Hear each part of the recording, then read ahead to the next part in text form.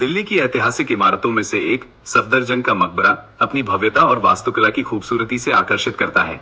यह मकबरा 1754 में नवाब सफदरजंग की याद में उनके बेटे शुजाउद्दौला द्वारा बनवाया गया था। सफदरजंग, जिनका असली नाम मिर्जा मुकीम अबुल मंसूर खान था, अवध के नवाब थे और अपने समय के प्रभावशाली शासकों में से एक थे। उन्होंने मुगल सम्राट मोहम्मद शाह के शासनकाल में अवध पर शासन किया और बाद में दिल्ली आए।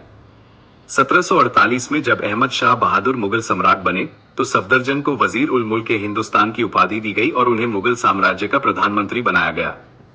उस समय मुगल साम्राज्य का प्रभाव कम हो रहा था और इसका शासन केवल उत्तर भारत तक सीमित था। वजीर के रूप में सफदरजंग ने सम्राट के सभी अधिकार अपने हाथ में ले लिए, जबकि सम्राट केवल एक कठपुतली बनकर रह गया था। सम्राट के परिवार पर सफदरजंग का अत्याचार इतना बढ़ गया कि सम्राट ने मराठों को बुलाकर सफदरजंग को दिल्ली से निर्वासित कर दिया।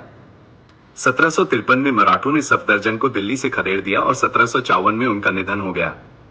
अपने पिता की याद में नवाब शुजाउद्दौला ने मुगल सम्राट से दिल्ली में एक मकबरा बनाने की अनुमति मांगी। फिर उन्होंने एक अबिसिनियन वास्तुकार द्वारा डिजाइन किए गए इस मकबरे का निर्माण करवाया।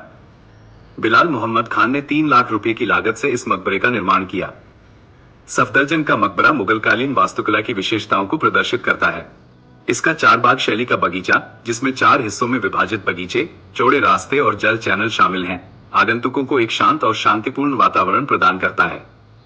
मकबरे की लाल, भूरी और सफेद रंगों की इमारत, इसके गुंबद और मीनारें मुगल स्थापत्य शैली की खूबसूरती को दर्शाती हैं। मकबरे के अंदर सफदरजंग और उनकी पत्नी की कब्रें स्थित हैं। दीवारों पर की गई नक्काशी और सजावट इस स्मारक की सुंदरता को और बढ़ा देती है। सफदरजंग का मकबरा न केवल मुगल साम्राज्य के पतन का प्रतीक है, बल्कि उस समय के शिल्पकारों की कला का भी एक उत्कृष्ट उदाहरण है। आज ये भारतीय पुरातत्व सर्वेक्षण द्वारा संरक्षित है और दिल्ली के प्रमुख पर्यटन स्थलों में से एक है। यह मकबरा न केवल अपनी ऐतिहासिक महत्व बल्कि अपनी वास्तुकला की खूबसूरती के कारण भी आगंतुकों को आकर्षित करता है।